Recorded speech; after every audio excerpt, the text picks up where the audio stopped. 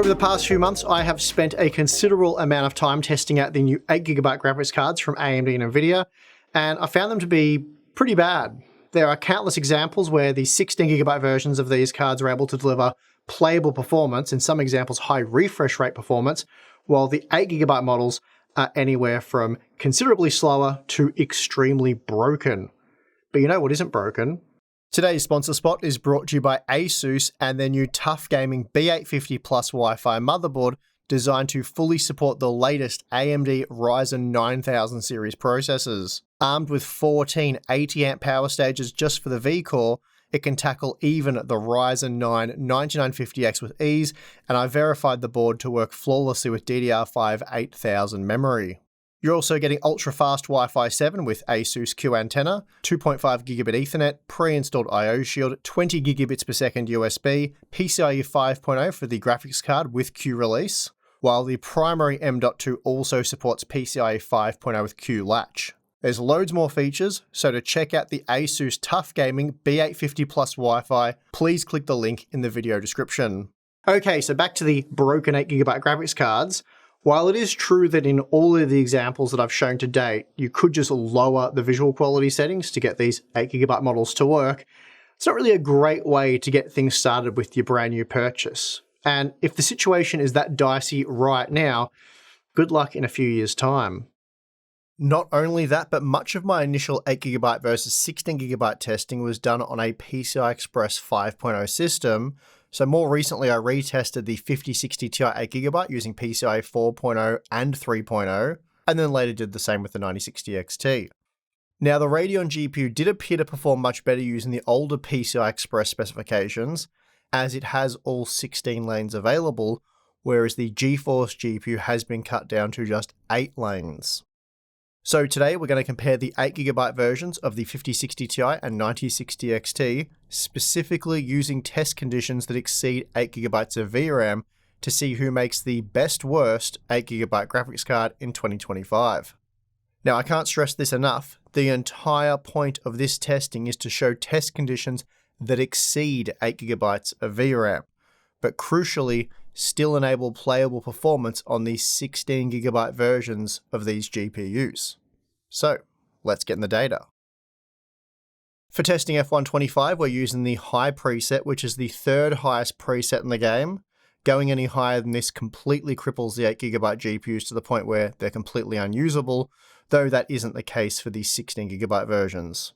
Here we're looking at the 8GB versions of the 5060 Ti and 9060 XT, and it's interesting to note that using both PCIe 4.0 and 5.0, that the 9060 XT produced considerably higher 1% lows.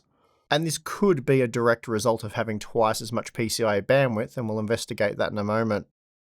Now, to amplify this issue, we can compare the PCIe 3.0 and 5.0 data, and here we see that the 5060 Ti really struggles with 1% low performance, dipping well below 60 FPS, whereas the 9060 XT averaged 95 FPS, which is a notably better experience.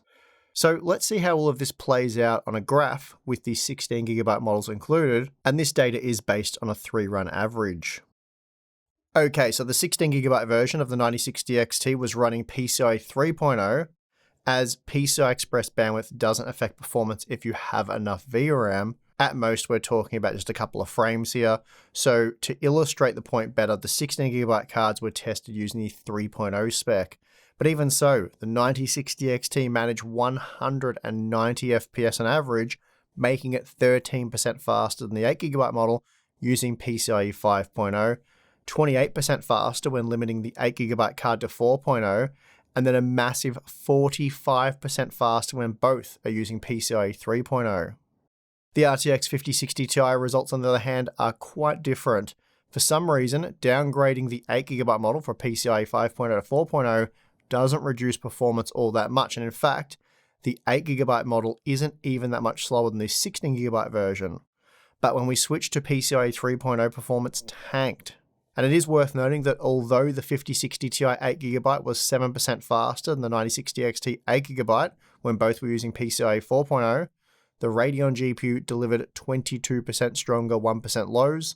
Though this doesn't appear to be a VRAM or PCIe issue, the 5060 Ti just provides worse 1% low performance in this title. Next up, we have Monster Hunter Wilds, and this one doesn't work at all with 8GB GPUs when using the Ultra preset. So you'd have to drop down the quality settings, though be aware at 1440p with quality upscaling, the game is very playable on either the 5060 Ti or 9060 XT 16GB models, and we'll look at that data in a moment. For now though, it's quite clear that although reducing PCIe bandwidth further cripples performance, these 8GB models were already crippled using PCI Express 5.0. Here we see that the 16GB 9060 XT is able to deliver perfectly playable performance under these conditions with 67 FPS on average and 1% lows of 54 FPS. The 8GB model though is completely broken, as we just saw. 50 FPS using PCIe 5.0 seems playable, but the 1% lows tell a different story. Also, while it appears to make no sense that the 1% lows of the 8GB model improve as we reduce PCIe bandwidth, it's difficult to say what's going on here, as performance tends to end up a bit all over the place when exceeding the VRAM.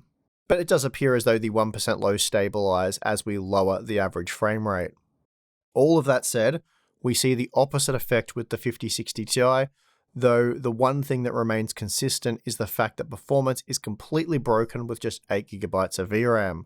The 16GB 5060 Ti is considerably faster than the 16GB 9060 XT in this test, at least when looking at the average frame rate, but the 1% lows tell a very different story.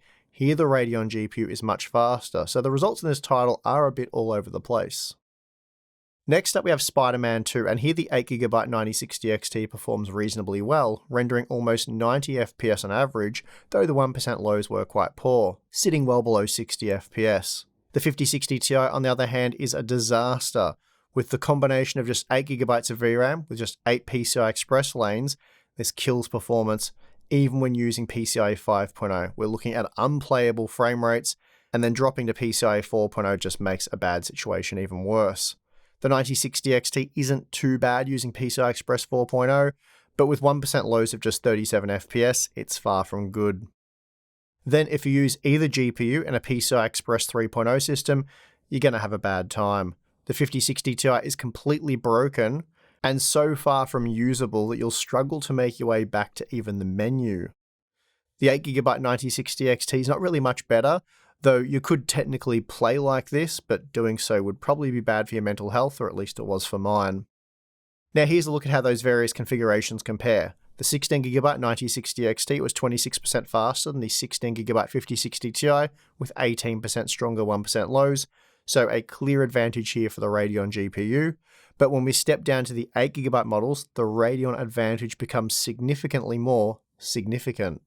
Using PCI Express 5.0, the 9060 XT 8GB was 117% faster than the 8GB 5060 Ti, and more crucially, the Radeon GPU was very usable here, whereas the same could not be said for the 5060 Ti. You could even get away with PCIe 4.0 with the Radeon GPU, and here it was 144% faster than the 5060 Ti. And then we have PCIe 3.0, which is a stretch, and both 8GB models were very poor here.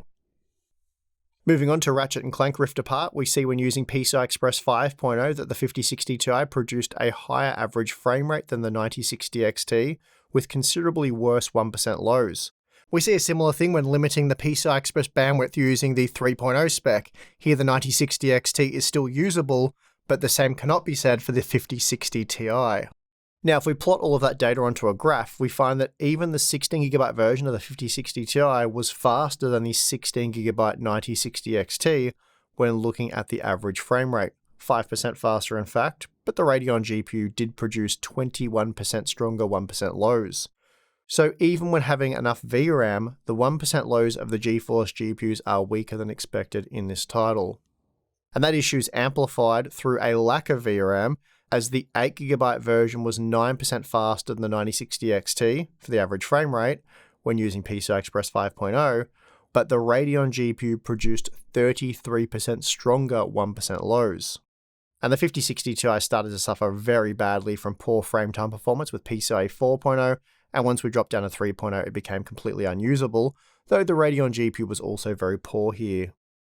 Next we have Indiana Jones and the Great Circle, and this is a video game where the 8GB 5060 Ti just cannot be used with the Ultra preset, and it is worth noting that the 8GB cards have the texture pool size manually reduced to the medium setting to avoid crashing, and this noticeably degrades image quality. And it's also something that you don't have to do with the 16GB models. Even when using PCIe 5.0, the 5060 Ti 8GB just can't handle these settings, whereas the 9060 XT and its full 16 PCI Express lanes does quite well in the 5.0 spec, and is even usable in a 4.0 system. Dropping down to PCIe 3.0 though, it's pretty rough on the 9060 XT 8GB. You're not going to have a great time here. And here's a look at the results on a single graph, and this clearly illustrates just how broken the 8GB 5060 Ti is here. Firstly, when comparing the 16GB models, the 9060 XT was 17% faster in this game, rendering 137 FPS on average. Then when looking at the 8GB models, using PCIe 5.0, the 9060 XT was 241% faster, though more importantly was very usable, despite being considerably slower than the 16GB version. So as we just saw in the live gameplay, the 8GB 5060 Ti is completely broken under these conditions. Dragon Age the Veilguard just doesn't work well on 8GB graphics cards using the Ultra preset at 1440p with quality upscaling, and we're getting a clear look at that here with horrible frame time performance for all models. Interestingly, the 5060 Ti actually produced better 1% lows than the 9060 XT in this example, but both were horrible and unusable, so I guess it doesn't really matter.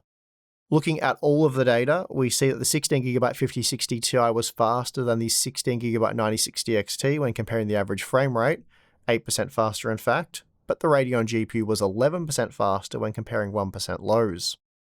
Both models were able to provide playable performance though, and that's not something we can say about the 8GB versions, which were completely broken, even when using PCIe 5.0. Now, just out of interest, here are the average results calculated using the GeoMean, and here we see that the 9060 XT 16GB was a mere 2% faster than the 16GB 5060 Ti when comparing the average frame rate, though it was a much more significant 22% faster when looking at the 1% lows. As for the 8GB models, under these tested conditions, they both failed for the most part, with 1% lows below 60 FPS. In fact, the average 1% low result was, at best, more like 30 FPS. The Radeon RX 9060 XT 8GB annihilated the 8GB 5060 Ti, but it did so while being unusable in a few of the games tested, such as Dragon Age the Veilguard and Monster Hunter Wilds. Performance in Indiana Jones the Great Circle was decent when using PCIe 5.0 or 4.0, but the visual quality was downgraded when compared to the 16GB model, as we had to use the medium texture pool size. So there you have it, but to quickly recap, we had some examples where the 9060 XT 8GB was usable and it managed to destroy the 5060 Ti. And those games included F125, Ratchet and Clank Rift Apart, and Spider-Man 2. So while both the 8GB 9060 XT and 8GB 5060 Ti are truly awful products in my opinion, the 9060 XT is considerably better due to the fact that it does support the full 16 PCI Express lanes, and as we saw, this helps avoid a few of the situations where you could run into horribly broken performance. The 9060 XT is also considerably cheaper at $300 US, while you can expect to pay around $380 for the 5060 Ti. That's about a 20% premium for the GeForce GPU. We're even seeing examples of 9060 XT 8GB graphics cards being discounted all the way down to around $250 US, and I think at that price they are a decent buy in today's market. That said, I think selling a brand new discrete graphics card in 2025 with just 8GB of VRAM is despicable, even at $250 US. It's damaging to PC gaming. These graphics cards should have more VRAM than half-decade-old consoles. It's just embarrassing. And video game developers should be in a situation where they're optimizing their games with a minimum target of 12GB, not 8. Of course, we're talking about right now, in 2025, so presumably, if you're buying one of these graphics cards right now, you plan on keeping it for at least the next 3 to 4 years, and I imagine trying to game with an 8GB GPU in 2029 is going to be like trying to use a 4GB GPU today, so not a fun time. That being the case, my recommendation is to buy the 16GB version of the Radeon RX 9060 XT. Sadly though, right now they are selling for about $20 to $30 over MSRP, so at almost $400 US, they're certainly not cheap, which is why the 8GB version for $300 or less is attractive. But I think paying this sort of premium for a product that you'll likely be keeping for 4 years or more is well worth it, and it will pay off in the long run. Still, if you can snag an 8GB 9060 XT for $250 or thereabouts, I certainly wouldn't hold it against you if you did so. As I said, in the current market, that is actually quite a good deal, and the compromises that come with owning an 8GB graphics card are just something you'll have to deal with, but I think it's more acceptable at that price point. Anyway, that is going to do it for this video. The 8GB 5060 Ti is still a joke, while the 8GB 9060 XT is potentially viable at some of those discounted prices, so keep your eye out for those, but still don't love it, recommend the 16GB version. If you enjoyed this video, you know what to do. Subscribe for more content. Probably going to do it for the 8GB stuff for a while now, though I say that. Expect a video in a few weeks. Who knows what will happen there. Also, we have the join button on Patreon. If you want to become a Harbour Unboxed member, you get access to our exclusive Discord server, monthly live streams, Q&A stuff, and behind-the-scenes content. Anyway, I'm your host, Steve. Thanks for watching. I'll see you again next time.